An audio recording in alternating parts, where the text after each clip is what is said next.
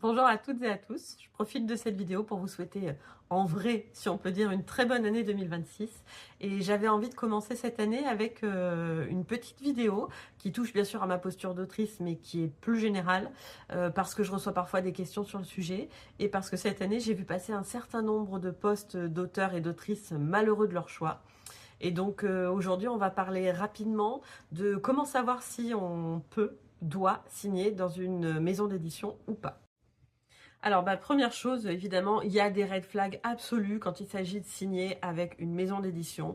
Et le premier, le truc qui doit vous faire fuir immédiatement, si on vous demande le moindre euro, le moindre frais à votre charge pour être édité, ce n'est pas une maison d'édition à compte d'éditeur, c'est une maison d'édition à compte d'auteur. Autrement dit, vous avez envoyé votre manuscrit, on vous répond dans les 15 jours que c'est formidable, que vous pouvez être publié tout de suite, mais qu'il faut payer. Alors, déjà, une réponse dans les 15 jours, c'est quand même assez rare dans le milieu de l'édition. Un coup de cœur arrive évidemment, mais c'est tout de suite suspect.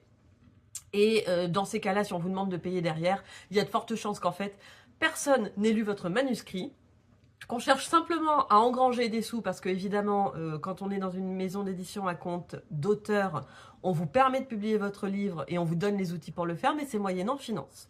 Donc ce genre de choses à fuir tout de suite. Donc on va être très clair, il n'y a que deux moyens en fait de publier réellement.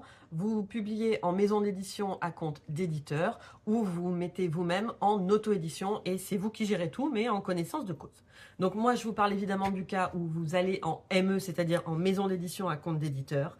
Les autres red flags qui pourraient exister auprès des maisons qui ne seraient pas sérieuses, ce serait par exemple des délais flous ou inexistant. Vous envoyez votre manuscrit et sur la page du site ou sur le mail automatique que vous avez, on vous répond rapidement.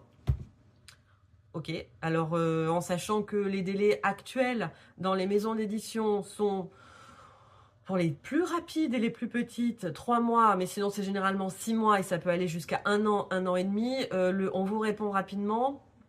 Méfiance. Pire, vous n'avez aucun délai. Voilà, vous envoyez votre manuscrit, vous ne savez pas ce qui devient. Là, c'est pas un bon signe pour pouvoir signer auprès de cette maison d'édition. Autre chose qui rejoint le premier red flag, mais bon, qui peut être présenté un petit peu à part, certaines maisons d'édition vont vous dire que vous avez une obligation, j'insiste sur le terme, d'achat de stock. Autrement dit, une fois que votre livre est édité, publié, on vous dit que vous devez en acheter tant, avec tel pourcentage de remise ou pas. C'est faux. C'est absolument faux. Il n'y a aucune obligation de posséder un stock en tant qu'auteur ou autrice. Même chose, si vous avez une obligation, j'insiste sur le terme à nouveau, de vous rendre dans des salons ou dans des événements, c'est faux. Ce n'est pas un bon signe, il faut partir.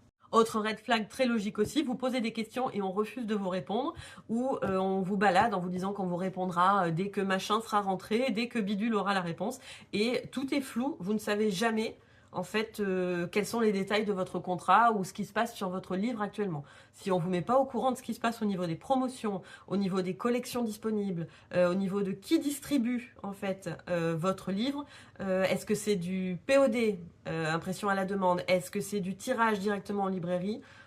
Pareil, pas bon signe. Même chose si vous avez droit à un discours culpabilisant du genre « Ah mais vous savez, on prend beaucoup de risques pour vous, la communication c'est aussi à vous de le faire, ça repose sur vous les ventes. » Non, non. Alors bien sûr, l'éditeur prend un risque en vous publiant. Bien sûr, l'auteur doit aussi communiquer, y mettre du sien pour relayer les informations, mais la vente, la communication, tout ça, ça ne repose pas exclusivement sur l'auteur. Si on vous dit, bah voilà, ça y est, c'est fait, il est à vous, maintenant c'est à vous de le diffuser partout et c'est à vous de faire votre promo intégralement, non, ce n'est pas une bonne maison d'édition, ce n'est pas un bon contrat, il faut fuir. Il est normal que l'auteur s'implique, par contre ce n'est pas à lui de tout faire. Et de la même façon, si on ne vous prévoit pas de correction éditoriale, et là ça rejoint ma seconde casquette, on en reparlera un petit peu plus tard aussi, si on vous dit « Ah, le texte est super, il n'y a pas besoin de le reprendre, il n'y a même pas besoin de le refaire relire par quelqu'un d'autre », non, fuyez, ça veut dire qu'on récupère votre texte, on le met en impression et advienne que pourra. S'il y a des fautes qu'on n'avait pas vues, parce que, spoiler, il y a toujours des fautes, hein, voilà. Allez voir les bouquins chez Gallimard, il reste des fautes, même s'il en reste très peu, il en reste toujours. Ça, c'est pas possible, voilà. Et on ne peut pas éditer un livre sans faire une correction éditoriale.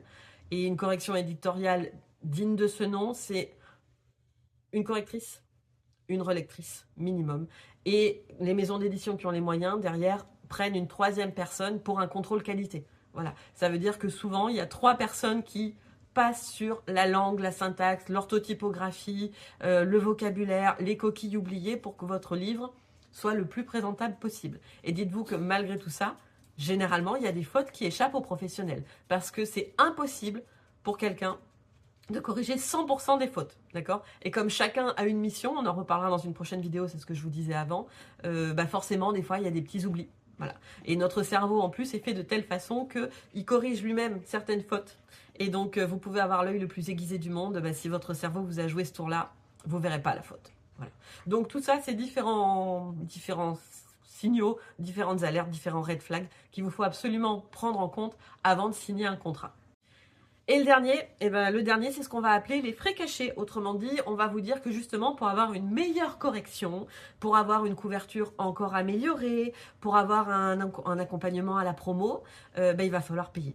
Ça rejoint le premier red flag. Tout ça, ça n'existe pas dans une maison d'édition sérieuse. C'est la même chose que si on vous disait, tiens, pour faire la promo, on a besoin d'imprimer des affiches et des flyers.